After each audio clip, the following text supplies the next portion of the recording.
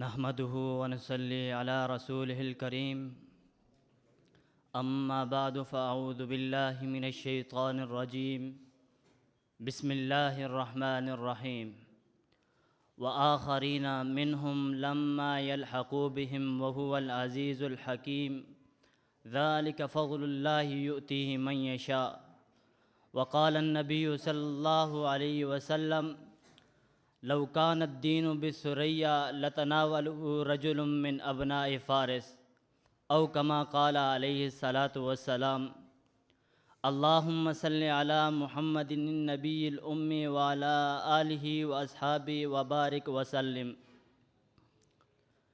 ابو حنیفہ کے پاسبانوں پیام سن لو کلام سن لو، ابو حنیفہ کے پاسبانوں پیام سن لو کلام سن لو، نبی کے ارشاد محترم کا جہان بھر سے اعلان سن لو۔ لو کان الدین بالثریا کہہ کے ان کو مقام بخشا، لو کان الدین بالثریا کہہ کے ان کو مقام بخشا، جو نہ مانے بے شک نہ مانے عذاب رب کا بیان سن لو۔ سامعین محترم، امت محمدیہ کے گلشن میں قسم ہا قسم کے گلے گلاب میں کسی میں صداقت کی مہک ہے تو کسی میں عدالت کی مہک، کسی کی سخاوت نے اس گلشن کو معطر کیا اور کسی کی جرت و بہادری پر اس گلشن کو ناز ہے۔ کسی پھول نے علم و حکمت کے موتی بکھیرے ہیں، انہی پھولوں میں سے ایک پھول ایسا بھی ہے جس نے اپنی فکاہت سے اس گلشن کو معطر کیا۔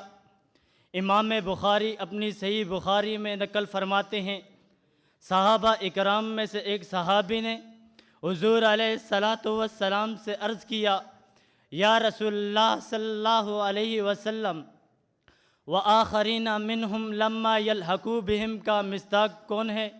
حضور علیہ السلام نے حضرت سلمان فارسی کے کندھے پر ہاتھ رکھ کر ارشاد فرمایا، لو کان الدین بالثریا، دوسری روایت میں ہے لو کان العلم بالثریا لتناولہ رجل من ابناء فارس، کہ فارس میں سے ایک نوجوان آئے گا، ایک عالم آئے گا، ایک فقیہ آئے گا، ایک مجتہد آئے گا، وہ آ کر اس دنیا میں یہ جو دین اٹھ گیا، آسمانوں کی بلندیوں پہ پہنچ گیا، یہاں تک کہ یہ ثریا ستارے تک بھی پہنچ جائے، تو فارس میں سے ایک نوجوان آ کر اس دین کو آسمان کی بلندیوں سے چھین کر، اس دین کو آسمان کی ثریا ستارے سے چھین کر اس دار فانی میں پھیلا دے گا، اس دار فانی کو مزین کر دے گا، اس دنیا کو حسین و جمیل بنا دے گا۔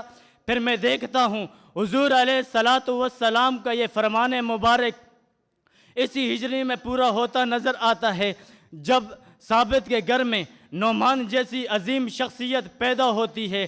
حافظ ذہبی رحمۃ اللہ علیہ اپنی مایہ ناز تصنیف سیر اعلام النبلاء میں لکھنا ہے کہ اس کا مصداق امام اعظم ابو حنیفہ ہے۔ شاہ محدث دہلوی رحمۃ اللہ علیہ نے اس کا مصداق امام اعظم ابو حنیفہ کو ٹھہرایا ہے۔ علماء دیوبند کی طرف آئیے، مولانا رشید احمد گنگوئی، مولانا حسین احمد مدنی، مولانا انور شاہ کاشمیری، مولانا شمس الحق اخوانی کے نظر میں اس سے مراد امام اعظم ابو حنیفہ ہے۔ کون امام اعظم؟ وہ امام اعظم جو ایک مفسر بھی ہیں، ایک مدبر بھی ہیں، ایک محقق بھی ہیں، ایک مدرس بھی ہیں، میں یوں کہوں ایک تنظیم بھی ہے، ایک انجمن بھی ہے، ایک تحریک بھی ہے۔ کون امام اعظم؟ وہ امام اعظم جو صحابہ اکرام کے دور میں پیدا ہوئے، جس کے خیر ہونے کی گواہی زبان نبوت یوں دیتی نظر آتی ہے، خیر امتی کرنی ثم الذین یلونہم ثم الذین یلونہم۔ کون امام اعظم؟ وہ امام اعظم جنہوں نے حضرات صحابہ اکرام کے دور میں فتویٰ دینا شروع کیا۔ خطبات فقیر جلد 2 میں ہے۔ امام اعظم ابو حنیفہ نے 115 ہجری میں فتویٰ دینا شروع کیا ہے، 120 ہجری میں اپنے استاد امام حماد کے جانشین بنے ہیں۔ صاحب ارشاد الساری نے لکھا ہے حضرت طارق بن شہاب رضی اللہ تعالیٰ عنہ کی وفات 123 ہجری میں ہے، تو پھر یوں کہنا غلط نہ ہوگا کہ امام صاحب کی تقلید آپ عہد صحابہ سے شروع ہو چکی تھی۔ کون امام اعظم؟ وہ امام اعظم جن کے لیے اللہ رب العزت نے ایسے شاگردوں کا انتخاب کیا کہ اس زمانے میں ان جیسا شاگرد کسی اور کو نہیں دیا۔ امام وقی رحمۃ اللہ علیہ سے کسی نے کہا، امام اعظم ابو حنیفہ نے غلطی کی ہے۔ امام وقی رحمۃ اللہ علیہ نے بڑا خوبصورت جواب دیا۔ انہوں نے کہا جن کو اللہ رب العزت نے امام ابو یوسف، امام ظفر، امام محمد جیسے ماہرین قیاس دیے ہوں، جن کو زکریا بن یحییٰ جیسے ائمہ حدیث، حفاظ حدیث دیے ہوں، جن کو داؤد تیئی جیسے عبادت گزار دیے ہوں، بھلا وہ شخص کیسے غلطی کر سکتا ہے؟ اگر وہ غلطی کرے گا اسے راہ حق کی طرف لوٹا دیں گے۔